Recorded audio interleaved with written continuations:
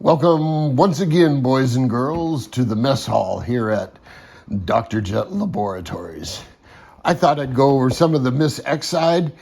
Everything that needs to be glued onto the Miss Exide has been glued on. I do need to make one more glue joint with some threaded ends in a fiberglass rod, and I'll talk about that in a minute. Anyway, let's get back to the Miss Exide. This originally started out as, trying to help my buddy Wayne out, because Wayne hasn't built many of these. Let's let it go at that. And I kind of got on him a little bit, and he got pissed off, and I can't really blame him, because I kind of ragged him about his building skills, and he took offense at that. So sorry about that, but it is what it is, and we are here now. So anyway, Wayne's pretty much lost interest in this thing. He was afraid on 3S with that small block motor and this old hull design that it would be slow. And as you have seen, it's not slow. It's a bit of a handful. And that got me to thinking. When I originally built my limited spec hydro, and then limited spec ran a Speed 700 brushed motor, and then later on they allowed you to run the SV27, which was a 3656 motor, fairly low kV, 1800 kV. Ran it on 4S. It was a 45 mile an hour boat. It ran okay. But I remember running it at Santee Lakes, and I never let off in the corners. I would go full bore down the straights and then hit full rudder and never let off the rudder or the throttle. This thing spins out when I let off the throttle. If any of you watch Big B's video, he was doing some experiments with his twin, and he discovered that when he let off the throttle, it would skip way off to the left, and he sort of thought that the propeller blades would have a rudder effect. And to a degree, he's right. And they do exactly that. So I'm wondering if the problems I'm having with this thing cornering is because the driver is a coward and he's afraid to go around the corner balls to the walls. So next time I go out, I think I might just, nail it and see. Now, the next time I go out, when is that going to be? That's going to be a long ways off. I've been thinking about that idea of that piece of property up at Lake Riverside Estates. I know it has septic problems. That's why it's so cheap. I mean, people are driving cars that cost more than this lot. Cars that cost 3 times as much as this lot. So I've got that kind of money in the bank. I should just go buy that lot. The only thing that bothers me about that is the $134 a month HOA dues and the couple $100 a month or couple $100 a year property taxes. So I'm looking for co-investors in this piece of property, or some other arrangement. But the nice thing about being able to run at Lake Riverside, you can run any day of the week. No questions asked. It's a small lake. It's probably 5 acres or so. So, there's not room for full-size boats to do anything other than, row out to the center island. There's actually a little center island with a picnic bench in it. So you can put kayaks and rowboats and all that on the lake. And so it makes RC boat recovery even easier. And again, the rules specifically permit electric powered boats. So I'm thinking that's the spot. So how many of you Southern California guys want to find a decent lake to run at. You can go online and see pictures and descriptions of Lake Riverside, but I'm really seriously thinking about buying that piece of property.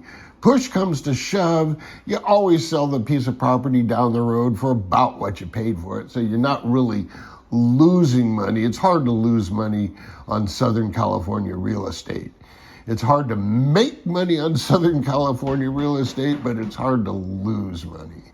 So that's my thinking. So Vadim, no L in there, Vadim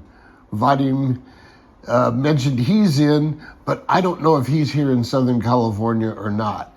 I'm looking for Southern California guys near Temecula, Palm Springs area, Banning, Beaumont, Hemet, Riverside, all the Lake Elsinore, Corona area, then, the coast from Oceanside here on down south to maybe Del Mar or so. But that would be a good spot for all those guys. Now, from my location, it's about an hour drive one way, but there's plenty of parking.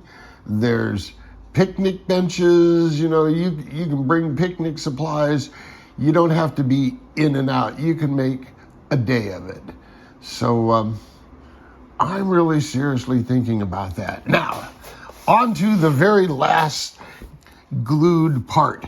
You notice it has this, what is this? This is a 5mm rod, I think, sticking out here, and then this little 2mm rod in here.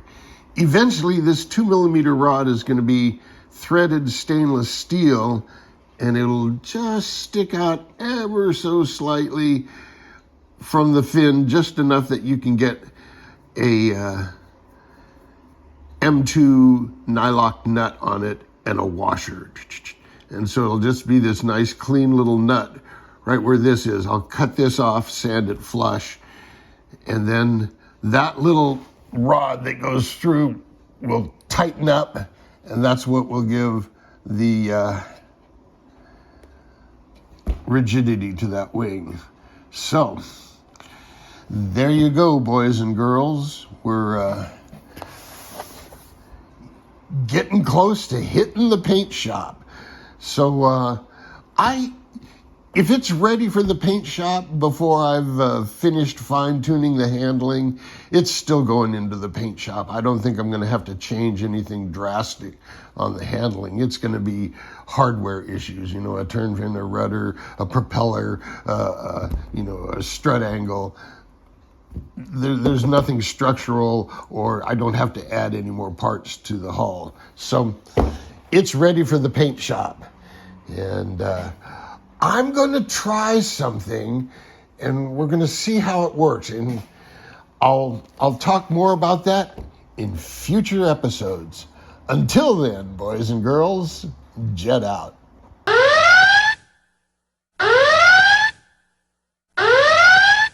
Hey, boys and girls, a quick addendum to today's video.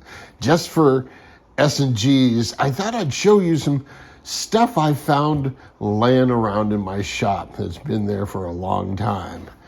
I have this little tiny fiberglass catamaran from China. It's not the lightest thing around, but it's ironclad. And this strut rudder assembly that I was putting on the little Gecko 400 looks like it was made for this here catamaran. And all the depth adjustments of the strut, they seem to work out quite right, although I think I've modified this strut to give it more range. And I had thought about putting this here TP motor in that Mozilla 400, but I decided against it because this might be too much. It might be too much for this too, but who knows? And then You know, for these little boats, these airsoft batteries, this just happens to be a 1200 milliamp, but these airsoft batteries just fit so nicely down here in the sponsons. You know, that's not too shabby. What do you think? What do you think? Anyway, until next time, jet out.